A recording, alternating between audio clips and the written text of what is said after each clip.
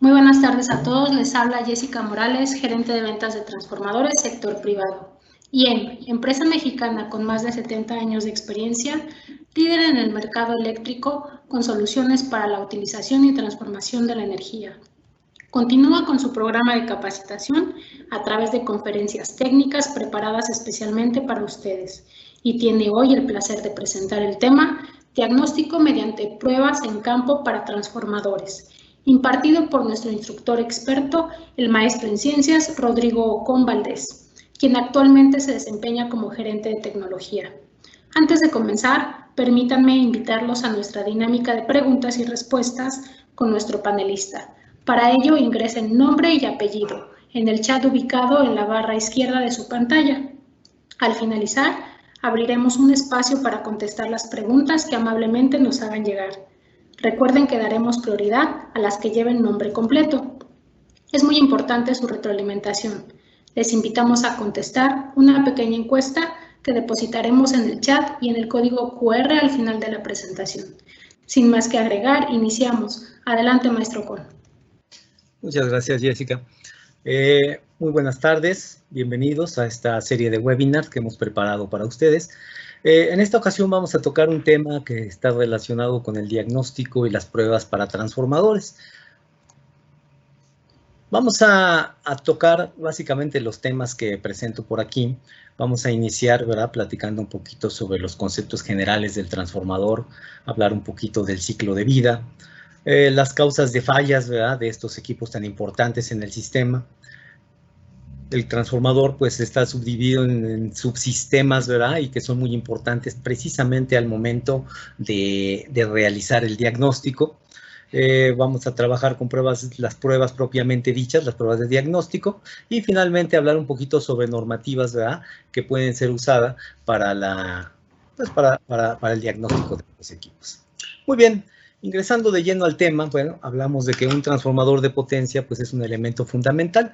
Hemos venido platicando de ello en otros webinars anteriores, pero finalmente pues podemos decir que es un elemento fundamental para la constitución, ¿verdad?, para que las topologías del sistema eléctrico sean como lo son hasta el momento, ¿no? Es decir, finalmente el transformador tiene una participación muy importante desde el ciclo, desde el proceso de la generación de energía, la transmisión y la distribución. El transformador juega un papel primordial, ¿verdad?, cambiando los niveles de tensión, ya sea elevando los niveles de tensión, como es en el caso del sistema de generación, acoplándolos a la línea de transmisión, y finalmente, conforme la energía, ¿verdad?, se va distribuyendo o va llegando a los centros de consumo, pues el transformador sigue jugando un papel fundamental, reduciendo estos niveles de tensión. Muy bien. El transformador, como cualquier equipo, ¿verdad?, es un activo. De hecho, desde el punto de vista de la gestión de activos en los sistemas eléctricos, el transformador es considerado como un activo crítico, muy importante para el sistema. Tiene un ciclo de vida. También ya hemos comentado algo al respecto, ¿verdad? Básicamente todo esto parte de una necesidad. Todas las etapas que mencionamos aquí son muy importantes para la operación del equipo, desde el diseño, la fabricación, las pruebas, después la puesta en marcha, la operación, el mantenimiento, que es fundamental, ¿verdad?, para mantener el equipo trabajando adecuadamente hasta llegar al fin de su vida útil. Entonces, esto es muy importante porque finalmente parte fundamental para que el equipo cumpla con esa expectativa de vida útil, pues es darle un seguimiento adecuado. Y dentro de este seguimiento, ¿verdad?, pues está parte fundamental es el mantenimiento. Dentro de esto, bueno, pues no, desafortunadamente, pues siempre existen situaciones adversas, ¿verdad?, como es el caso de alguna contingencia, de alguna falla, de alguna falla potencial, y de ahí surge la necesidad de tener que realizar pruebas de diagnóstico. Todo esto está de alguna forma referido, ¿verdad?, en el ciclo de operación y mantenimiento del transformador. Es decir, iniciamos con la puesta en marcha, después tenemos la operación propia del transformador y hay diferentes técnicas, ¿verdad?, o diferentes estrategias de mantenimiento.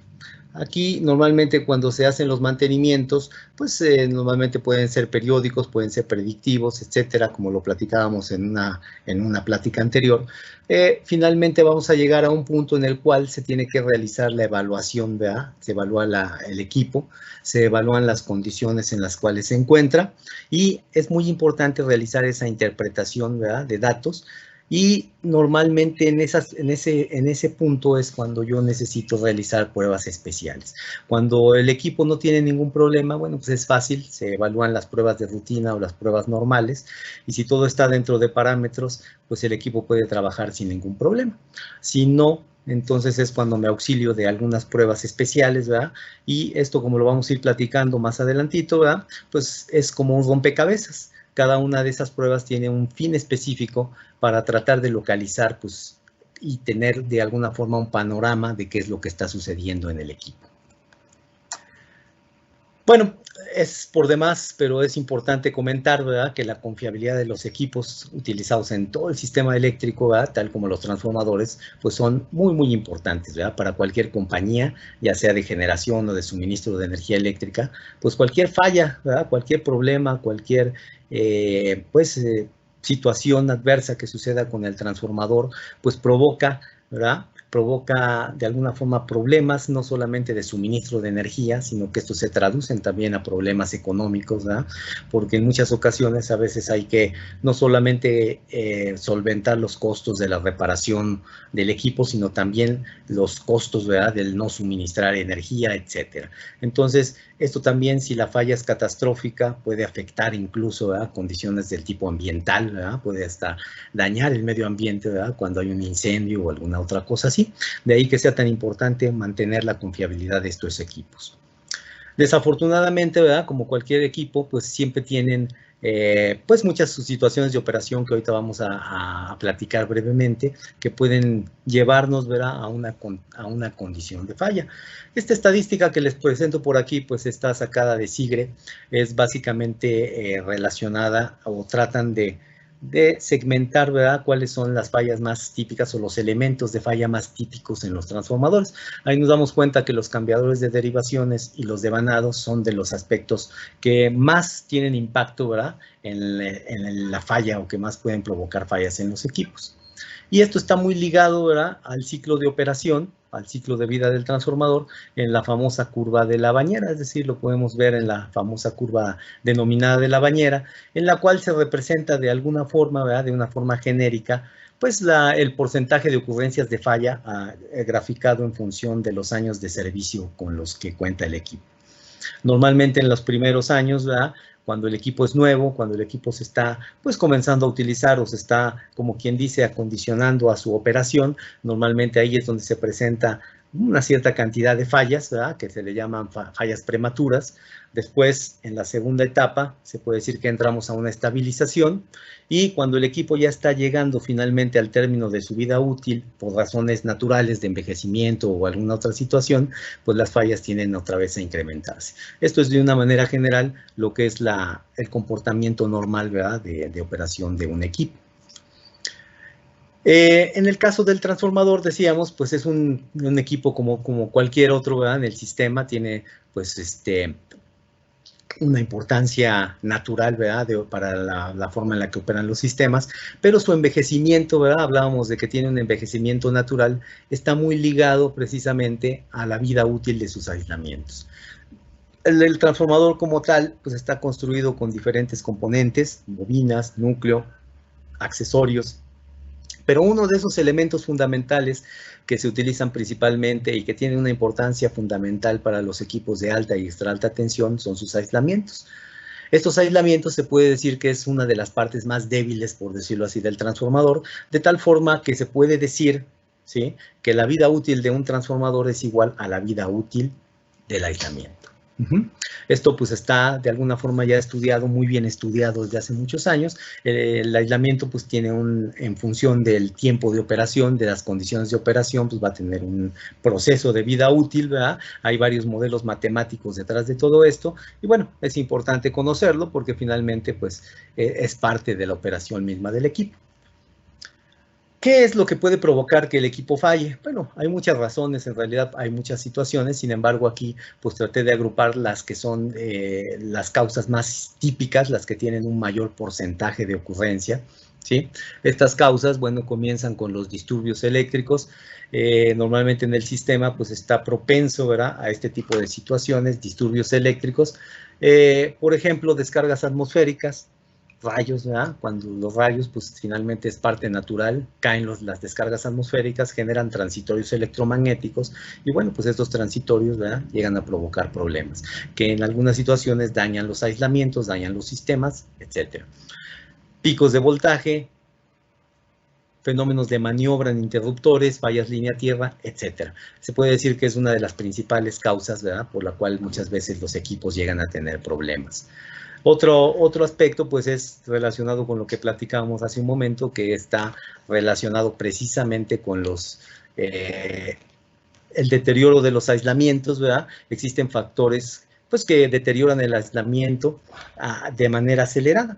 Una de ellos es, por ejemplo, un sobrecalentamiento, ¿sí? Si algún motivo, por alguna situación, el aislamiento llega a alcanzar temperaturas fuera de lo esperado, ¿verdad? Bueno, pues en ese momento el aislamiento tiene un envejecimiento acelerado. También la oxidación, si el aislamiento está ya en operación, ¿verdad? Sujeto a condiciones adversas o oxígenos, mucho oxígeno, por ejemplo, y también, sobre todo, un parámetro que es enemigo número uno, no solamente del transformador, sino de muchos equipos eléctricos, pues es la humedad. Por otra parte, tenemos también las sobrecargas, ¿verdad? Que cuando tenemos equipos y que a veces es necesario hacerlo porque pues tenemos picos de carga o tenemos que suministrar más energía, ¿verdad? De la que estaba planeada por ciertos intervalos de tiempo, pueden ser controlados. La mayoría de las veces es controlada, a veces no lo es, pero finalmente cuando el transformador se sobrecarga o se le exige más de lo que para lo cual fue diseñado, bueno, pues puede haber también situaciones de problemáticas relacionadas. Otra causa que puede provocar, ¿verdad? O que puede provocar problemas en el equipo, pues es el mantenimiento inadecuado. Bueno, finalmente puede haber situaciones en las cuales por desconocimiento o por alguna otra situación, ¿verdad? Por un X o Y, pues si no se hace un mantenimiento adecuado, también esto puede llevar, ¿verdad? A que el equipo tenga algún problema o alguna falla incipiente, ¿verdad? Algunos ejemplos pueden ser fugas, muestreos de aceite, etcétera, que no se hagan correctamente, etcétera, ¿no?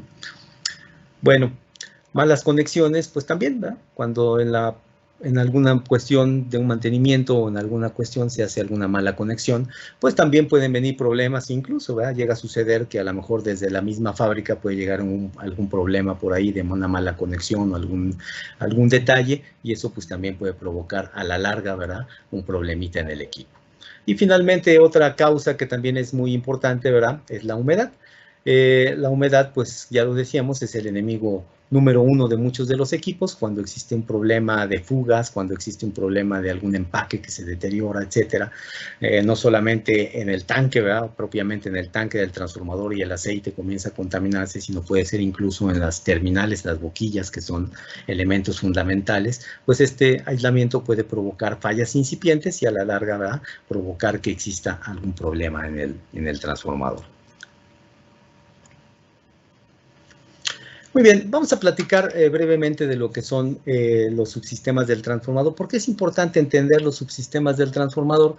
Bueno, pues porque finalmente el transformador, para poder entender o muchas veces para poder diagnosticar, ¿verdad? Cuando existe algún detalle o algún problema, pues tenemos que entender que internamente el transformador está compuesto por muchos elementos y cada uno de estos elementos juega un papel fundamental en su operación.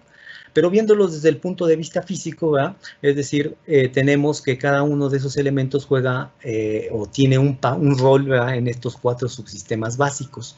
Tenemos el subsistema dieléctrico, que es muy importante, ¿verdad? Es decir, toda la parte de equipos que manejan altas tensiones, pues están sometidos a fuertes campos eléctricos, esfuerzos eléctricos, y esos aislamientos están diseñados precisamente para controlar ese esfuerzo eléctrico.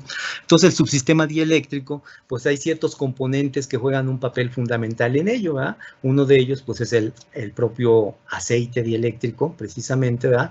Que tiene una función no solamente térmica como refrigerante, sino también una función de aislamiento eléctrico.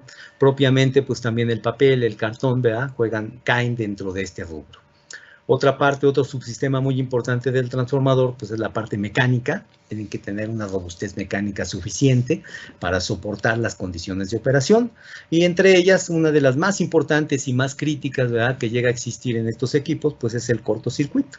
Cuando hay un cortocircuito en el sistema, las corrientes se incrementan a valores considerables Y las fuerzas electromagnéticas son tan grandes que si el equipo pues no está correctamente diseñado o tiene algún problema o etcétera, o no sé, o la protección no reacciona en el tiempo que debe de reaccionar y se somete a un esfuerzo mayor del contemplado, ¿verdad?, que se tenía para el equipo, pues esto puede provocar daños tremendos, ¿verdad?, internos, ¿no? Entonces está el subsistema mecánico. Por otra parte, también el sistema mecánico tiene que ver, ¿verdad?, con el transporte, con el manejo del equipo, el diseño del tanque, etcétera. Otra parte importante, pues los equipos generan calor, tienen pérdidas, y estas pérdidas tienen que ser disipadas, el transformador se calienta, y por ahí ya habíamos platicado, ¿verdad?, que los aislamientos pues, son muy susceptibles a estos calentamientos. Hay ciertas temperaturas que se deben de controlar para que el equipo trabaje de manera adecuada. Por lo tanto, el subsistema térmico, ¿verdad?, que tiene que ver con todo lo relacionado a la refrigeración, ¿verdad?, a lo que permite que el equipo trabaje a la temperatura adecuada, pues es bien importante. Finalmente, hablamos del problema del subsistema químico. El subsistema químico tiene que ver pues, con todos esos materiales que están trabajando en conjunto dentro del equipo y que pues, también juegan una función fundamental. Es decir, por ejemplo, el aceite que está en contacto con prácticamente todos los componentes internos, pues debe de jugar un papel muy importante en cuanto a compatibilidad. Debe ser compatible con todos los materiales para no generar un proceso de degradación. Esta degradación, ¿verdad?, que puede suceder, bueno, sucede solamente si no se tiene contemplando adecuadamente, ¿verdad?, los componentes que se incluyen dentro del equipo, o puede suceder en condiciones extremas, como por ejemplo, cuando existe un cortocircuito interno, cuando existe un sobrecalentamiento, genera, ¿verdad?, o provoca degradación subcompuestos, que de alguna forma se pueden aprovechar incluso para hacer un diagnóstico, como lo vamos a analizar más adelante. Pero finalmente, el objetivo de platicar de estos 4 subsistemas es mencionar que cada una de esas técnicas de diagnóstico que después vamos a platicar, pues tienen que ver con algunos de estos subsistemas. Algunos pueden involucrar, alguna de las técnicas puede involucrar 1 o 2 subsistemas o todos, y otras pueden ser muy particulares para revisar cada uno de ellos, ¿no?, para tratar de ir armando este rompecabezas. Todo esto del diagnóstico, pues al final es muy importante si nos ponemos a verlo desde el punto de vista de la gestión de activos, el tener un correcto diagnóstico de nuestros activos para garantizar, ¿verdad?, el ciclo de operación y de vida útil esperada, pues es muy importante. Normalmente, aunque no es tema de este webinar, podemos manejarlo más adelantito como un tema muy dedicado, ¿verdad?, a este tópico. Es importante mencionar que todas estas pruebas son la fuente de alimentación, ¿verdad?, de estas matrices que les llamamos matrices de riesgos y que nos van a permitir tomar decisiones, ¿verdad?, cuando se trata de una situación crítica o una situación cuestionable de operación del equipo. Es decir, se debe de medir el índice de riesgo y finalmente se grafica en función de la probabilidad que tengamos en función de lo que esté sucediendo, ¿verdad? Si la falla o el problema que detectemos pues tiene una alta probabilidad de que el equipo falle, y por otro lado graficamos, ¿verdad?, la consecuencia que puede tener una falla de este equipo cuando está en el sistema, que tiene que ver, si es un transformador muy crítico, pues aunque tenga yo una baja probabilidad de que falle, puede ser importante, ¿verdad?, hacer un corte o cambiarlo, o repararlo, etcétera, o monitorearlo más de cerca. Entonces, todo esto se juega o se analiza, ¿verdad?, en esta famosa matriz de riesgo, ¿sí? Básicamente podemos tener diferentes situaciones, ¿verdad?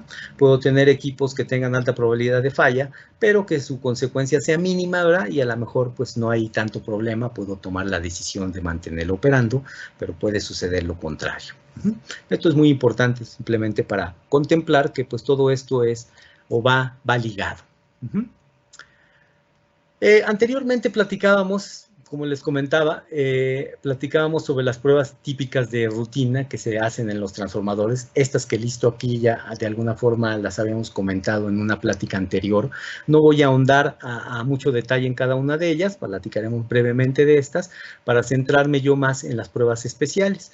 Pero finalmente no deja de ser importante mencionar, ¿verdad?, que todas estas pruebas tienen una función muy particular en el diagnóstico de los equipos. en esta plática, pues mi idea es, cada una de ellas, ¿verdad? Mi idea es darles un panorama general de, pues, cuál es la aplicación de cada una de estas pruebas, qué es dentro de todo ese mundo, ¿verdad? Complejo de fenómenos físicos que existen dentro del equipo, qué es lo que cada una de esas pruebas trata de detectar y al final entender, ¿verdad? Que pues no existe una prueba única que me va a dar la solución, ¿verdad? A mi problema cuando tengo un problema de diagnosticar un equipo, es decir, normalmente tengo que hacer muchas pruebas, armar, ¿verdad? La información que cada una de ellas me arroja, identificar qué subsistema del transformador, qué elemento del transformador está involucrado con la medición que estoy haciendo y así ir infiriendo, ¿verdad? Cuál es el problema que tengo dentro de mi equipo y sobre todo valorar el riesgo, ¿verdad? El riesgo potencial. Hablamos de las pruebas de factor de potencia, hablamos de las pruebas de relación que vamos a ir desglosando más adelantito. Muy bien, entonces vamos a entrar de lleno, ¿verdad? Después de esta breve introducción sobre lo que es, digamos, todo el concepto que hay detrás del diagnóstico. Vamos a platicar brevemente sobre las pruebas. Vamos a platicar de la prueba de aislamientos. Cuando hablamos de las pruebas de aislamiento voy a englobar un poquito varias de las pruebas que ya habíamos mencionado, las de factor de potencia, la prueba de factor de potencia de bobinas, la prueba de factor de potencia de boquillas. ¿Y cuál es el objetivo de realizar este tipo de pruebas? Bueno, pues básicamente detectar, ¿verdad?, si existe pérdidas en la integridad dieléctrica del aislamiento. Es decir, esta pérdida de integridad dieléctrica quiere decir que el aislamiento ya está de alguna forma comprometido, quiere decir que sus propiedades comienzan a disminuir y el factor de potencia es un índice que me permite muy bien, ¿verdad?, evaluar esta situación. Se ha utilizado con éxito desde hace muchos años, ¿verdad?, y puede detectar situaciones como es humedad, cuando el papel absorbe demasiada humedad o otro tipo de contaminantes, el factor de potencia se modifica y eso es básicamente lo que busco yo cuando realizo una prueba de este estilo, ¿sí? Una prueba de verificación del factor de potencia. Otra prueba que también es fundamental y muy típica es la relación de transformación. En el caso de la relación de transformación, pues el objetivo es básicamente medir el número de vueltas, ¿verdad?, o la relación de vueltas que hay entre devanados. Finalmente, pues esta prueba, aunque se hace en fábrica, pues es recomendable hacerla continuamente durante el diagnóstico, ya sea rutinario o un diagnóstico especial, para determinar, ¿verdad?, qué podemos detectar con esta prueba. Bueno, pues cuando hay un cortocircuito, si por algún motivo algún devanado se pone en cortocircuito, algunas espiras, ¿verdad?, etcétera. Bueno, pues la prueba de relación es la que busca, ¿verdad?, interpretar o tratar de determinar, ¿verdad?, si hay algún problema relacionado principalmente con las bobinas, ¿sí? Es decir, esta prueba está dedicada directamente a checar problemas que tengan que ver con las bobinas. Muy bien. Pasamos a otra parte que son la medición de resistencia a tierra del núcleo. Finalmente también, aunque ya lo mencionamos, ¿verdad?, cuando existe la operación del transformador, el núcleo, el circuito magnético debe de estar firmemente aterrizado y es importante, ¿verdad?, y la recomendación 100% es que el núcleo esté aterrizado únicamente en un solo punto. Esto permite, ¿verdad?, que no existan corrientes circulantes. Si yo tuviera dos tierras en el núcleo, tendría corrientes circulantes.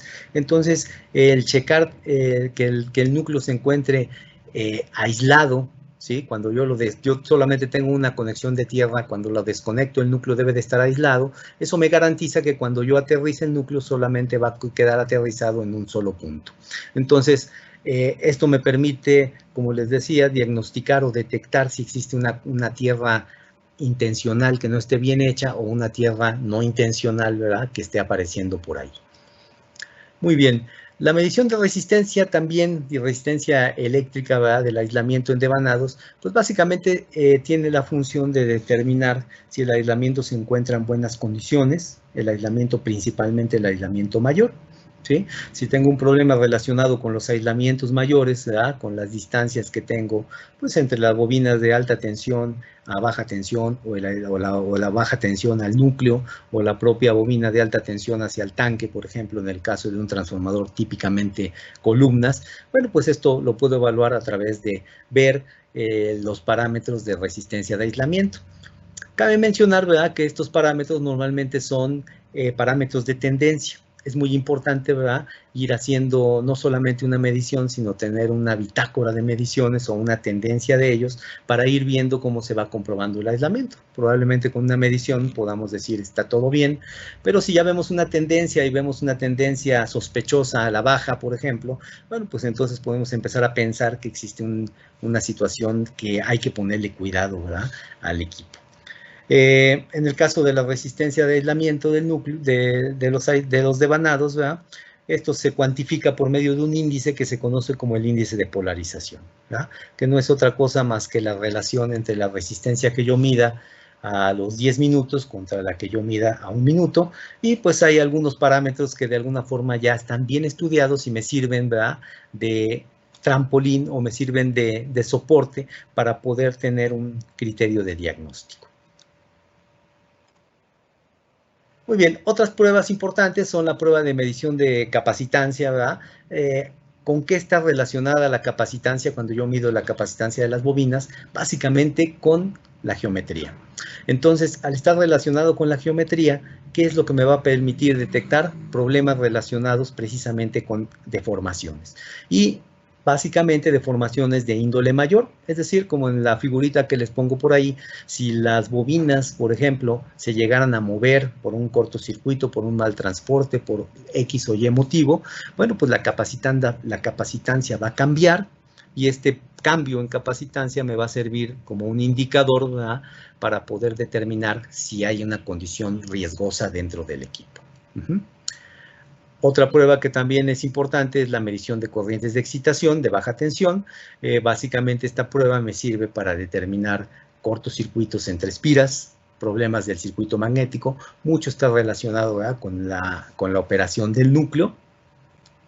Entonces, con esta prueba de alguna forma puedo evaluar, ¿verdad?, el comportamiento del núcleo.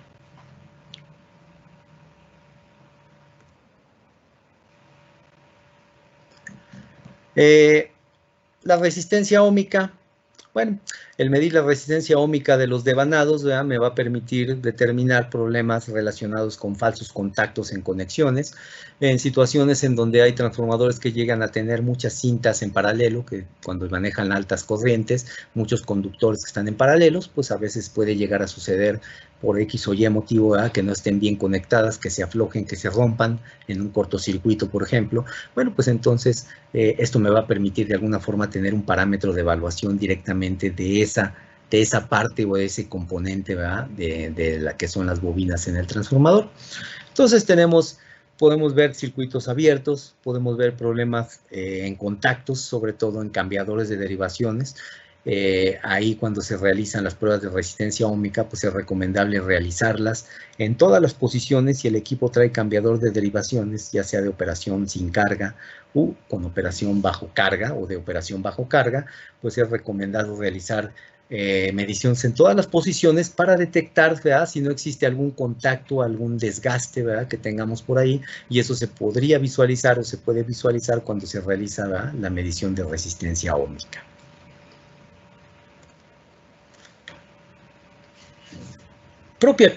Propiamente no es una prueba, pero bueno, en realidad se clasifica como una técnica de diagnóstico muy importante, ¿verdad? Y normalmente siempre nos da mucha información de lo que está sucediendo en un equipo cuando yo tengo la oportunidad de hacerlo, ¿verdad? Es una inspección visual interna.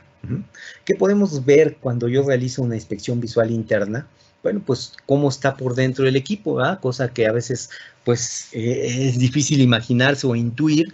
Muchas veces el poder meterse, asomarse al equipo nos puede dar pues cierta indicación, ¿verdad?, de si está operando adecuadamente, si no hay un problema mayor.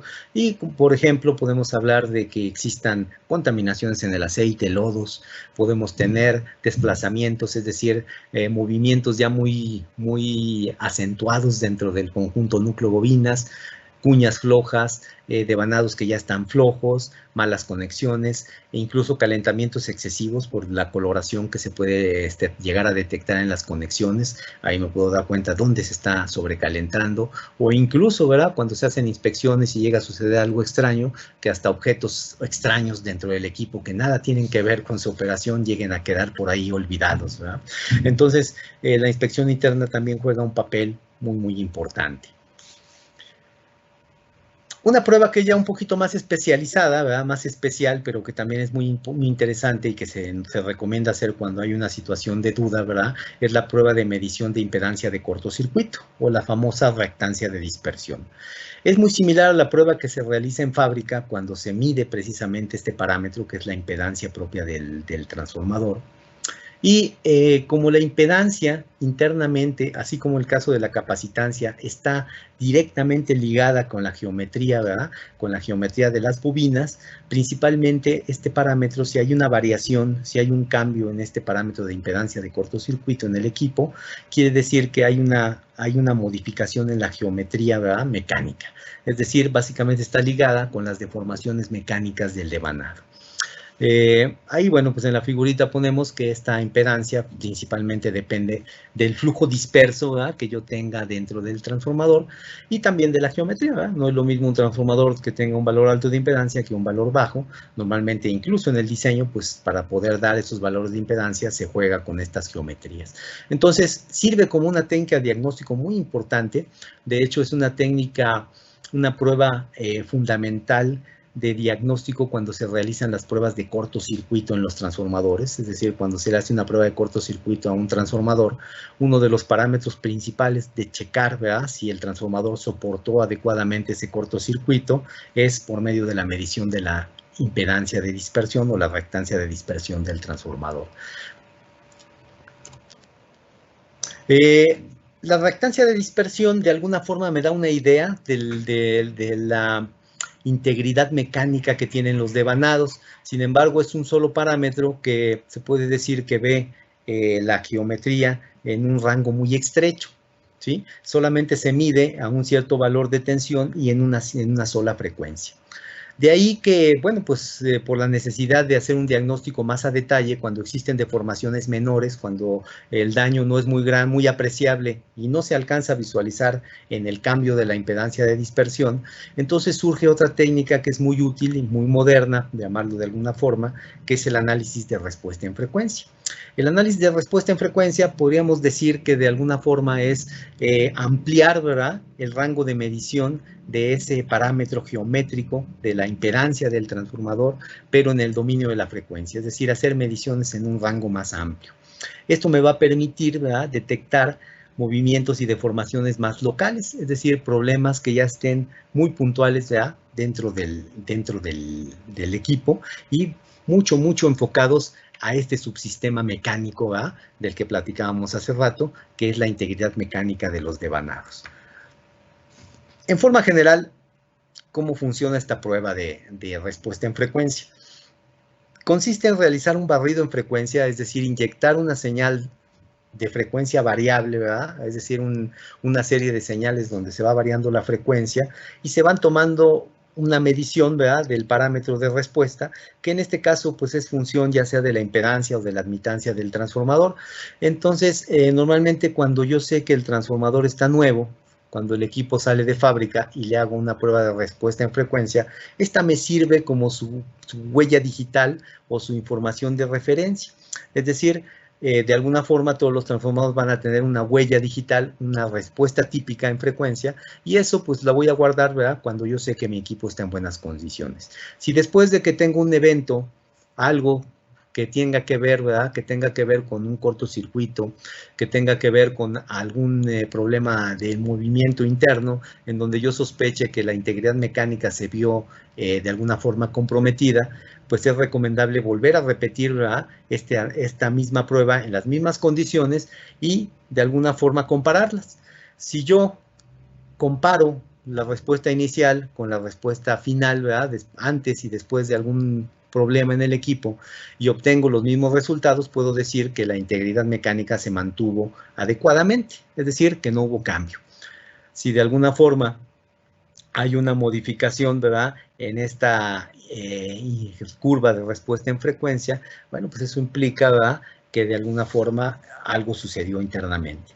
Afortunadamente en el diagnóstico se ha avanzado mucho y también se sabe, ¿verdad?, que en ciertas zonas del rango de frecuencias que se hace típicamente entre 20 Hz y 1 MHz, que es lo típico que se ocupa, ¿verdad?, para el diagnóstico, pues hay ciertos rangos en los cuales se pueden manifestar deformaciones mecánicas que tienen que ver pues en algunas situaciones con el comportamiento del núcleo, en otra parte con el comportamiento de los devanados, en otra parte con las propias conexiones, ¿verdad? Etcétera. Entonces, basado en estas guías y en estas recomendaciones y en esta experiencia, ¿verdad?, que se tiene con el análisis en respuesta en frecuencia, se puede llegar a determinar, ¿verdad?, si existe un problema de índole mecánico, ¿verdad?, una deformación dentro de los equipos, ¿no? Hay un ejemplo, ¿verdad?, de algunas pruebas de laboratorio, ¿verdad?, que se han realizado, en donde, por ejemplo, hacemos el diagnóstico, ¿verdad?, hacemos por ejemplo, en color ahí como azulito, se realiza el barrido de respuesta en frecuencia cuando el devanado se encuentra bien, cuando se encuentra en condiciones normales. Después, a propósito, ¿verdad?, por ejemplo, como se ve en la imagen, hacemos una deformación, a lo mejor un poco exagerada, pero que hubiera un cortocircuito que deformara completamente la sección entre bobinas, y observamos que la respuesta en frecuencia se modifica. Normalmente, dependiendo del tipo de deformación, pues esto se va a manifestar en diferentes zonas de la curva, y eso es lo que nos permite de alguna forma hacer el diagnóstico, ¿no?, que finalmente ese es el objetivo cuando trabajamos con respuesta en frecuencia. Muy bien, pasamos a otra prueba. Una prueba que también es muy importante, sobre todo cuando tenemos equipos que ya tienen tiempo en operación y queremos de alguna forma maximizar, ¿verdad?, su vida útil, o queremos de alguna forma saber si el equipo ya está muy envejecido o qué tanto tiempo de vida, qué tanta condición útil todavía le queda. Bueno, pues es muy recomendable realizar esta prueba, que es el grado de polimerización, o medir el grado de polimerización. ¿Qué es el grado de polimerización? En pocas palabras, ¿verdad?, lo que mide es digamos, cuando hablamos del papel de la celulosa, pues las moléculas de celulosa se encuentran de alguna forma interconectadas, ¿verdad? Y este valor de grado de polimerización mide, como dice ahí, o representa el número de monómeros de glucosa presentes en las moléculas. Es decir, en pocas palabras, qué tan fáciles están o qué tantas de esas uniones intermoleculares dentro del papel se están rompiendo. ¿Por qué se pueden romper? Bueno, pues pues es por el envejecimiento natural del equipo, es decir, naturalmente, conforme pasan los años, pues se va degradando el aislamiento y se van rompiendo estas cadenas, estas ligas. Otra puede ser por un envejecimiento acelerado, que es lo peor que puede suceder cuando yo tengo exceso de humedad dentro del transformador. La hidrólisis acelera este proceso, y otra principalmente es la temperatura. Cuando yo tengo un sobrecalentamiento excesivo, pues esto también acelera el ciclo de envejecimiento del equipo. De tal forma que cuando se mide el grado de polimerización, se sabe, ¿verdad?, que cuando el equipo está nuevo, un aislamiento normalmente nuevo, tiene un valor de grado de polimerización entre 1000 y 1300. Conforme pasan los años, ese grado de polimerización va a ir bajando, ¿sí? Y se dice, ¿verdad?, de acuerdo a las recomendaciones de la IEEE, se dice que ya cuando el aislamiento llega, se le hace esta prueba y veo un grado de polimerización del orden de 200, ya puedo decir que el aislamiento está muy envejecido. ¿Cómo me doy cuenta físicamente de eso? Bueno, cuando el aislamiento se vuelve más quebradizo, mecánicamente pierde flexibilidad. Ese es un buen indicador, ¿verdad?, para esto. El problema de esta prueba que acabamos de mencionar del grado de polimerización es que tengo que tomar una muestra del aislamiento propiamente de la bobina, quitarle un pedacito y llevarlo al laboratorio. Muchas veces no es posible, entonces se han detectado otro tipo de pruebas, como es el análisis de furanos, en la cual, ¿verdad?, también se sabe que de alguna forma indirecta, cuando el aislamiento del transformador, el papel, comienza a envejecerse, se generan ciertos subproductos que puedo rescatar del propio aceite. De tal forma que con un análisis de aceite puedo inferir, ¿verdad?, el comportamiento de la vida útil. A esto le llamo yo la prueba de furanos. Es decir, que el comportamiento, en este caso, de estos compuestos químicos, que son los furanos, están relacionados ya, o está estudiado que se relacionan directamente con el grado de polimerización. La humedad, pues, es un parámetro importantísimo, ¿verdad?, dentro de los equipos, y dentro de estas pruebas también tenemos el análisis de respuesta dieléctrica. Este es un método también relativamente nuevo, que así como el caso de la respuesta en frecuencia, que es como una ampliación de la medición de impedancia de dispersión, el caso del método de respuesta, o los métodos de respuesta dieléctrica, son una ampliación o una extrapolación de la medición del factor de potencia. Es decir, hago la medición del factor de potencia, pero ahora en el dominio tamaño de la frecuencia. Y eso me da una gama más amplia para poder visualizar qué está sucediendo desde el punto de vista del sistema de aislamientos del transformador. Y esto tiene mucho que ver, ¿verdad?, con las características del aceite, con problemas de humedad, ¿verdad?, principalmente dentro del aislamiento, ya sea el aislamiento líquido o el sólido. Entonces, esta prueba de respuesta en frecuencia dieléctrica se ha desarrollado también en los últimos años y es muy importante cuando tenemos dudas, ¿verdad?, de que el problema tiene un índole, pues, más en el sentido del sistema dieléctrico. ¿Qué tipo de problemas se pueden detectar? Bueno, aquí les puse algunos ejemplos tomados de la literatura, ¿verdad? Por ejemplo, carbonización, cuando existe ya carbonización, que la bobina no ha fallado, pero de alguna forma genera gases o tiene algún problema incipiente. Esta prueba me puede ayudar a tratar de saber si por dónde va el problema.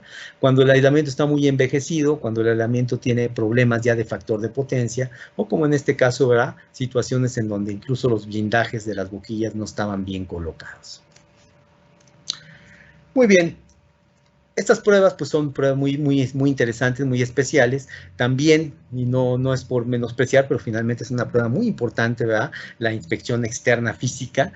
Cuando se hace una inspección por fuera del equipo también es muy importante porque finalmente ahí podemos detectar problemas que pueden tener relación directa, ¿verdad?, con la situación que estemos tratando de diagnosticar.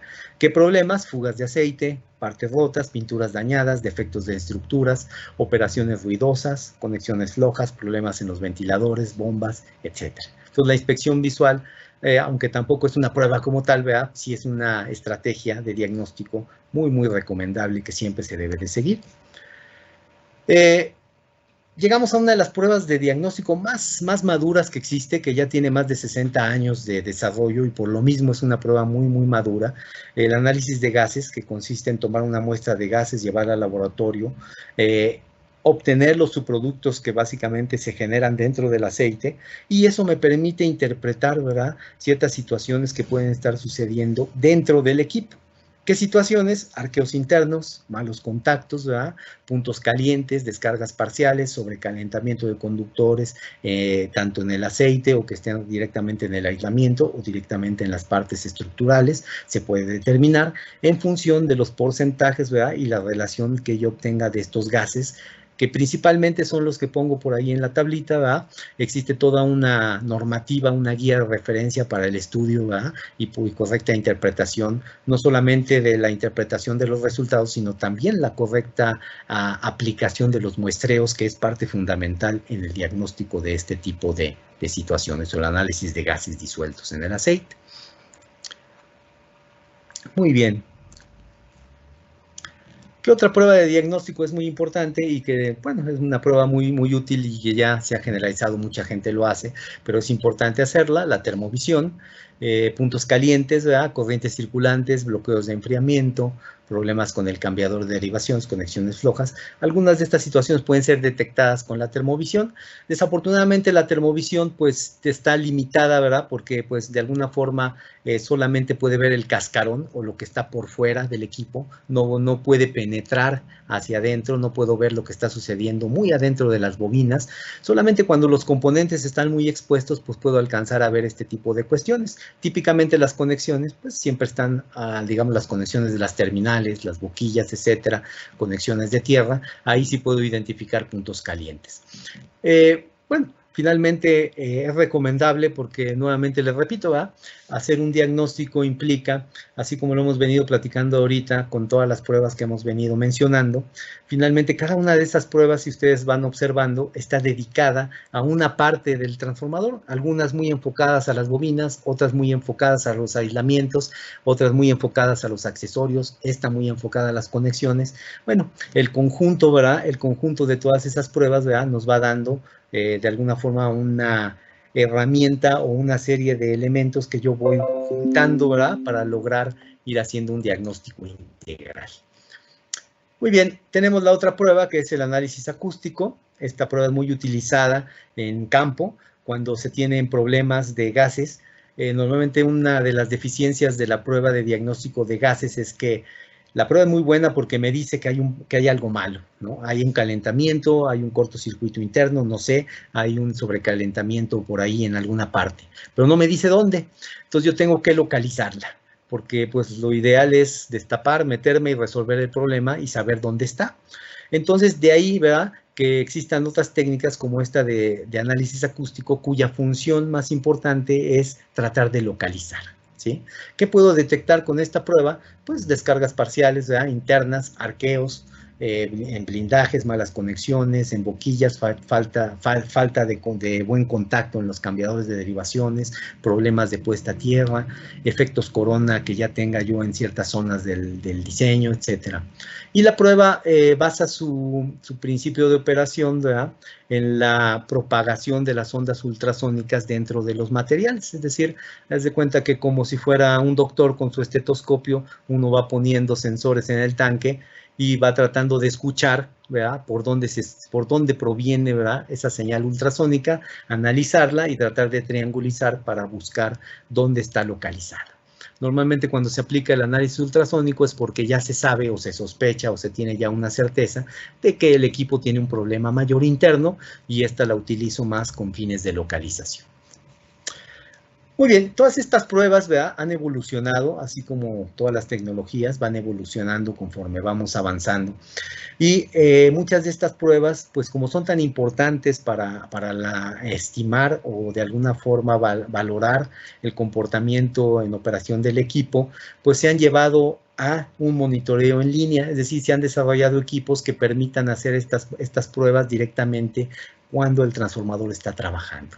Esto nos lleva al concepto, ¿verdad?, del monitoreo en línea y pues afortunadamente pues ya existen muchos fabricantes, existen muchas opciones, muchas tendencias, ¿verdad?, en la operación de los equipos y se han desarrollado diferentes monitores, ¿verdad?, que me permiten ir haciendo este diagnóstico sin necesidad de hacer una programación, ¿verdad?, o un paro en el equipo. Y tenemos, por ejemplo, ya algunos ejemplos de este tipo de sistema, pues son los monitores de humedad en el aceite. Tenemos monitores de boquillas que básicamente pues tratan de ver la integridad de la boquilla midiendo el factor de potencia, la capacitancia y la corriente de fuga de las boquillas. Tenemos monitores del sistema de preservación de aceite, en este caso particular de las bolsas COPS. Tenemos monitores de vibración mecánica de los cambiadores, que es una técnica que se está utilizando recientemente para diagnosticar, ¿verdad?, que el cambiador no tenga un problema potencial. Tenemos monitores de descargas eléctricas, de descargas parciales, ¿verdad? Descargas parciales que ese monitor pues, continuamente está midiendo la actividad eléctrica dentro del equipo. El caso de las descargas a veces es complicado por la interferencia que existe en las líneas con el corona y con todo eso, pero existen ciertos monitores que de alguna forma intentan discriminar y tratar de saber si ese problema de descargas, ¿verdad?, es interno, como en el caso de las mediciones en ultra alta frecuencia, que es algo de lo que está latente actualmente. Tenemos pues monitores del equipo de enfriamiento, ¿verdad?, cuando se monitorean corrientes en bombas, arranque de bombas, operación, etcétera. Tenemos monitores un poquito más especializados, más complicados, pero que también en casos de situaciones extremas se puede llegar a requerir o en situaciones donde los equipos son demasiado importantes y que tienen que estar muy bien cuidados, bueno, pues para monitorear transitorios electromagnéticos, ¿verdad?, descargas, etcétera, que estén sucediendo dentro del transformador, monitores de partículas en aceite, monitores o equipos de detección de explosión e incendio, etcétera. Todo esto, pues, afortunadamente nos permite pasar a otra etapa en la cual ya es hacer estos diagnósticos, ¿verdad?, tanto aun cuando el transformador está trabajando. Digamos que actualmente es todavía, pues, a pesar de todo este monitoreo, todavía hay ciertas situaciones que normalmente se tienen que investigar y muchas veces pues es necesario complementarlo, ¿verdad?, con cada una de las pruebas que tenemos, que hemos mencionado anteriormente. Esto es importante porque recordemos que no hay una prueba única. Finalmente todas las tengo que hacer cuando tenga duda o para tratar de ir encapsulando el problema. Dentro del diagnóstico, pues no solamente es importante tener, ¿verdad?, o saber hacer la prueba, aplicar la prueba, sino que alguna recomendación muy fuerte de mi parte es que tengamos siempre información útil que nos ayude a hacer este proceso de diagnóstico. Dentro de esa información, pues tenemos protocolos de pruebas, ¿verdad?, tenemos historiales de pruebas de mantenimiento muy importantes, cómo se ha ido comportando en los años esos parámetros, historiales de gases disueltos, pues conocer el equipo, si estoy viendo cómo están las conexiones internas, la placa de datos es fundamental, dibujos de ensamble interno, muchas veces no es posible, ¿verdad? Los dibujos de ensamble interno porque son propiedad del fabricante, ¿verdad? Pero muchas veces acercarse a los fabricantes, ¿verdad? O acercarse a nosotros para tratar de ayudar en ese tipo de situaciones. Y otra parte muy importante es que afortunadamente existe mucha información escrita, ¿verdad? De experiencias de muchos equipos que han tenido problemas, y entonces es bueno hacerse referencia o de alguna forma recargarse, ¿verdad? En las guías y normativas, ¿verdad? De referencia. Instructivos de accesorios especiales, perdón, y también algo que yo valoro mucho cuando se hace un diagnóstico, cuando estamos trabajando, pues es la experiencia. La experiencia de la gente que tiene en operación el equipo, muchas veces con los años de experiencia, pues se gana, ¿verdad? A veces ya uno sabe, ¿verdad? En base a la experiencia por dónde puede ir el problema, sobre todo la gente que está muy pegada a los equipos, ¿no? Los operadores. Entonces eso es muy importante siempre consultar, ¿verdad? Al operador primero, qué observaste mal, desde cuándo, etcétera. Finalmente es como una tarea de doctor, ¿verdad? Pero aquí, pues el trafo no puede hablar, no nos puede decir qué tiene, entonces tenemos que irnos, ¿verdad? A diagnosticarlo por medio de todo este tipo de pruebas. Pues aquí finalmente les pongo una serie de normativas, no son todas, hay muchas más, pero que si alguien está dentro, ¿verdad? De este campo y le interesa ahondar más en las técnicas de diagnóstico o quiere tener un poquito más de información, pues hay muchísimo, ¿no? De hecho, platicar de cada una de las técnicas que acabamos de mencionar ahorita brevemente, pues implica una plática particular. Es muy interesante entender, ¿verdad? El concepto de la prueba, la aplicación y sobre todo los criterios, ¿verdad? De evaluación de cada una de ellas. Entonces existen desde guías normalizadas a nivel nacional como la CNMX, ¿verdad? Guías de diagnóstico, esa es muy recomendable, ¿verdad? Vienen ahí un panorama muy general, ¿verdad? Una explicación muy amplia de cada una de las pruebas típicas de su principio físico y ciertos criterios de diagnóstico. El aceite, pues es muy importante, hay guías dedicadas al aceite, ahí por ejemplo hablamos de la IEEE C57104, que es una guía dirigida completamente al diagnóstico de gases disueltos, por ejemplo. O, por ejemplo, esta norma relativamente reciente que se publicó en el 2018, que es la C57161, directamente dirigida, ¿verdad?, a la evaluación de respuesta dieléctrica en el dominio de la frecuencia, que es la prueba principalmente para detectar problemas en los sistemas de aislamiento, de la que platicamos brevemente. Bueno, si alguien quiere ahondar y entender un poco más sobre esa metodología de prueba, cuidados, etcétera, finalmente, pues, podemos referirnos a esa guía para tener un poquito más de información de respaldo. Muy bien, bueno, pues ¿qué podemos concluir de toda esta plática? Yo sé que fue muy breve, muy rápida a platicar de cada una de estas técnicas de diagnóstico, pero es interesante conocer el principio de operación y que existen. Muchas veces cuando ya nos surge la necesidad, pues tenemos que verlas a más detalle, pero en general podemos decir que el diagnóstico y monitoreo oportuno de los equipos da paso a una evolución en el proceso de gestión, ¿verdad? Y esto nos lleva a un mantenimiento predictivo que finalmente el objetivo es que sea basado en la operación del equipo. El conocimiento y aplicación de las diferentes técnicas de diagnóstico es fundamental para realizar una evaluación completa de la condición de un transformador. Como les comentaba, desde mi punto de vista, pues es como un rompecabezas, ¿verdad? Tengo que realizar diferentes pruebas, evalúo los diferentes subsistemas del transformador y al final, ¿verdad?, eso me permite tener un criterio más amplio o tener herramientas para poder tomar una decisión un poquito más acertada y saber exactamente dónde está el problema y poder resolverlo, ¿sí? Finalmente, todo esto se encamina sobre todo, ¿verdad?, a la búsqueda de problemas potenciales. Cuando el equipo ya falló, bueno, pues ya desafortunadamente no hay mucho que hacer, ¿verdad? Ya falló, tengo que planear un mantenimiento mayor, ni modo, pero cuando el equipo presenta una condición de falla incipiente, ahí es donde esto pues puede rescatar, antes de que suceda una falla catastrófica, ¿verdad?, una condición mayor dentro del equipo. Muy bien, pues por mi parte sería todo. Les agradezco su atención y le voy a ceder la palabra a la ingeniera Jessica para ver si existe alguna pregunta. Con todo gusto, pues aquí seguimos.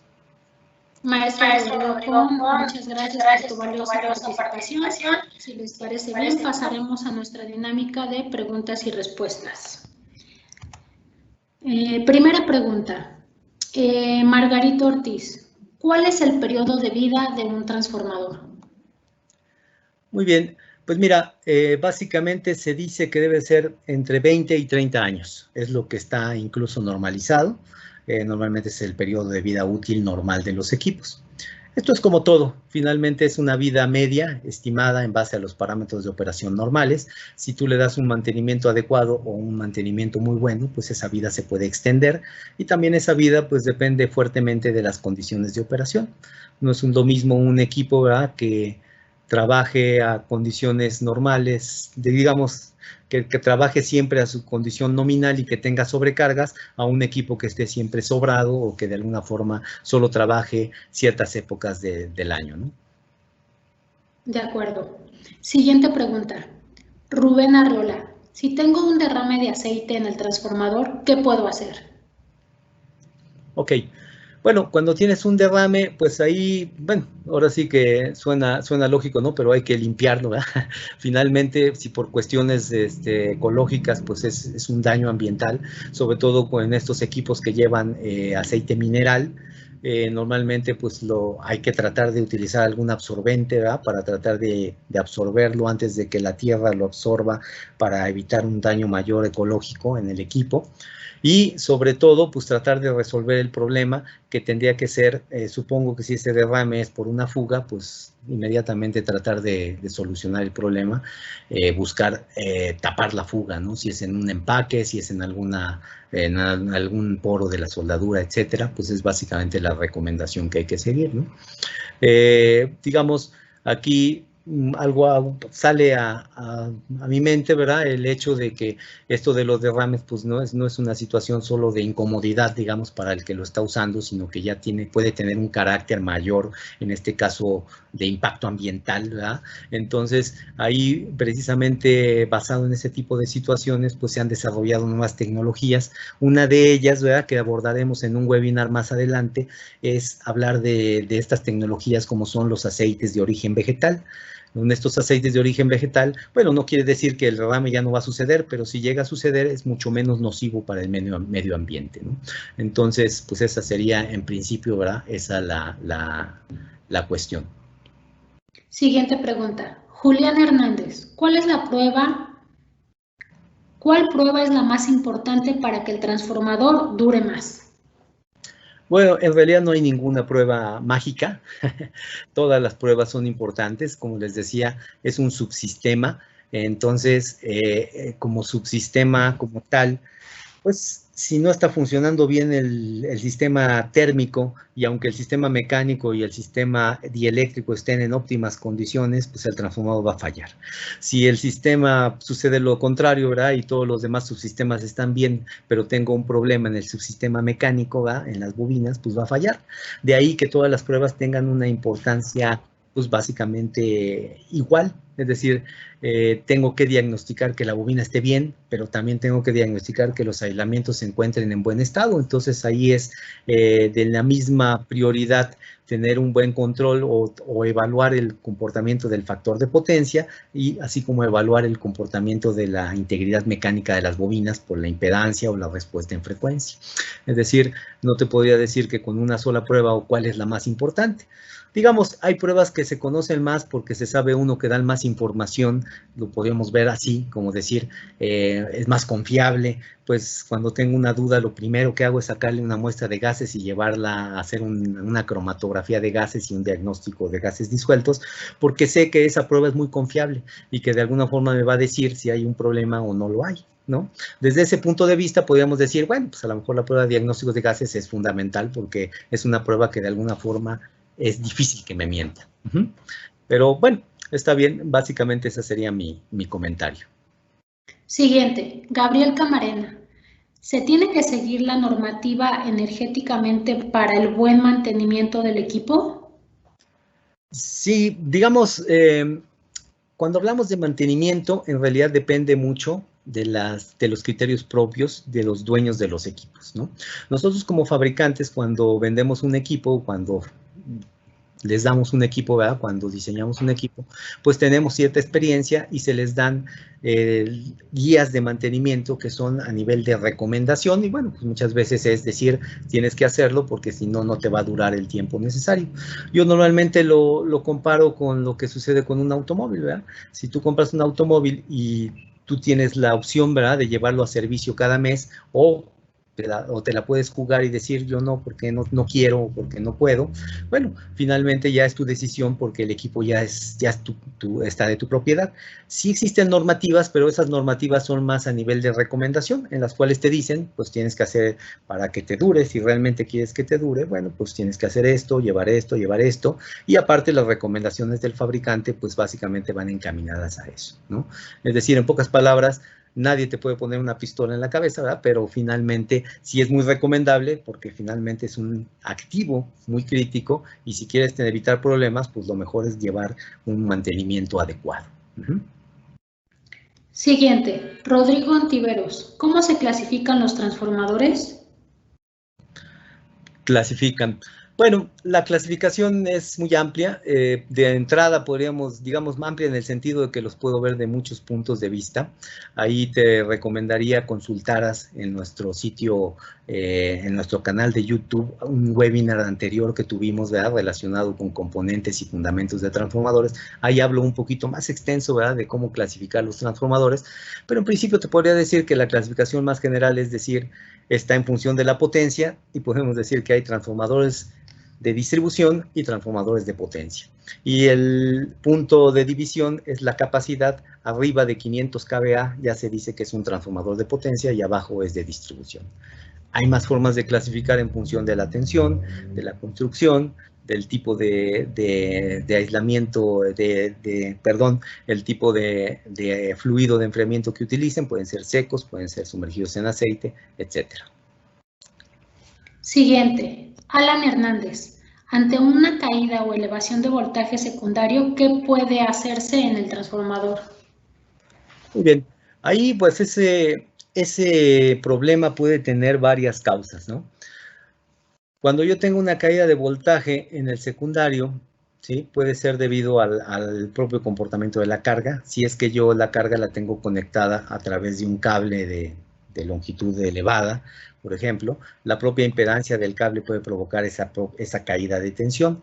Si estamos hablando de que está directamente en las terminales del transformador, pues había que revisar primero, ¿verdad?, si la tensión primaria está llegando correctamente, si la caída de tensión no es más atrás que en el transformador. Ahora, si ya es dentro del propio equipo, yo secciono y me doy cuenta que el problema es directamente del transformador, bueno, pues en ese caso sí tendría que realizarle pruebas. La primera prueba que tendría yo que realizar, si veo que el voltaje ya no es el que yo espero y estoy seguro que eso depende del propio transformador, pues es la de relación de transformación, porque seguramente hay un cortocircuito por ahí en las bobinas. Nos vamos con la última pregunta. Es de Ricardo López. ¿Cómo, cuándo y por cuánto tiempo puedo sobrecargar un transformador? Muy bien. Esa cuestión de la sobrecarga es un poquito más complicada de solamente dar un número. Finalmente, la sobrecarga del equipo depende, pues, del diseño propio del transformador, pero también depende de las condiciones previas a las cuales está operando y de la condición misma del equipo. Es decir, el transformador, si yo lo traigo trabajando al 50% de su carga y de repente tengo que dar un pico del 120 o 150%, bueno, es factible porque el equipo no está tan caliente y entonces puedo incluso llegar a un 120% a lo mejor, digamos ahorita hablando muy general, durante 1 o 2 horas, ¿sí? Pero si el transformador viene trabajando a una carga del 100% y quiero realizar lo mismo, ese tiempo de sobrecarga lo tengo que reducir. Eso está en función de cómo esté, digamos, cómo sean las condiciones previas de operación. Y por otro lado, es muy peligroso, por ejemplo, si un transformador ya tiene varios años de antigüedad, si se hace alguna prueba y se determina que el contenido de humedad en el aceite es alto, ¿sí? Digamos ya hablando de un contenido en los aislamientos arriba de un 2 o 3%, y de repente yo caliento o sobrecaliento con una sobrecarga del equipo, puedo generar incluso hasta burbujas. Entonces, esa condición, ¿verdad?, que depende ya de cómo esté actualmente trabajando el equipo, puede impactar directamente y llevarlo a una falla si no se considera adecuadamente, ¿sí?